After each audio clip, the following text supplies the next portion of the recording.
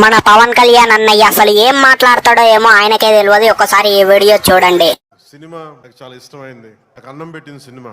ఇట్లా అంటాడు, మళ్ళీ ఇంకోసారి ఏమంటాడో ఇంకోసారి చూడండి.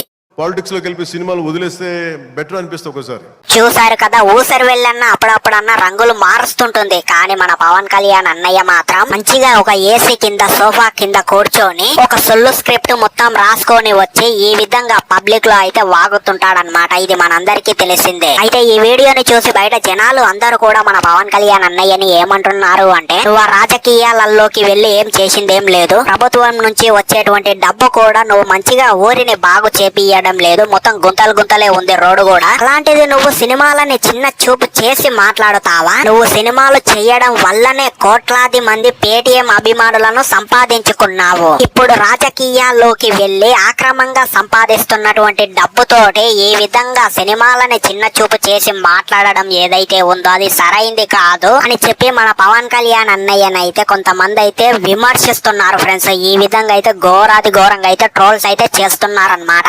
అండ్ ఇంకొంతమంది ఏమంటున్నారంటే, మన పవన్ కళ్యాణ్ అన్నయ్య బిహేవ్ చూసి, పవన్ కళ్యాణ్ అన్నయ్య నువ్వు ఏదో పెద్ద హీరో అని చెప్పి పెద్ద ఫీల్ అవ్వకు, నువ్వేం పెద్ద హీరో ఏం కాదు, నువ్వు చేసేటువంటి యాక్టింగ్ కి, నీకు ఇచ్చేటువంటి బిల్డప్ లకి, నీకు ఇచ్చేటువంటి భజన కార్యక్రమాలకి ఒక్కసారి థియేటర్ లో చూడడమే మహాగండం. అలాంటిది నీ గురించి నువ్వు ఏదో పెద్ద ఫీల్ అవ్వకు అని చెప్పి ఇంకొంతమంది అయితే అంటున్నారన్నమాట. అండ్ ఇంకొంతమంది మన ఆంధ్రప్రదేశ్ లో ఉండేటువంటి కొంతమంది ప్రజలు ఏమంటున్నారు అంటే, ఈ పవన్ కళ్యాణ్ ఆయన ఆంధ్రప్రదేశ్ కి పట్టినటువంటి పెద్ద దరిద్రం. ఆయన సినిమాలు రిలీజ్ అవుతున్నాయంటే సినిమాలకి ఇష్టం వచ్చినట్టు రేట్లు పెంచుకోవడం ఏమో న్యాయము, కానీ రైతులు కష్టపడుతున్నటువంటి సరైన పంటకు కనీసం ధర కూడా రావటం లేదు. అలాంటి వాటిపైన ఫోకస్ చెయ్యండి అని చెప్పి జనాలు అయితే అడుగుతున్నారు మన పవన్ కళ్యాణ్ అన్నయ్యని. కానీ ఈ మాటలన్నీ మన పవన్ కళ్యాణ్ అన్నయ్య మాత్రం వింటాడా?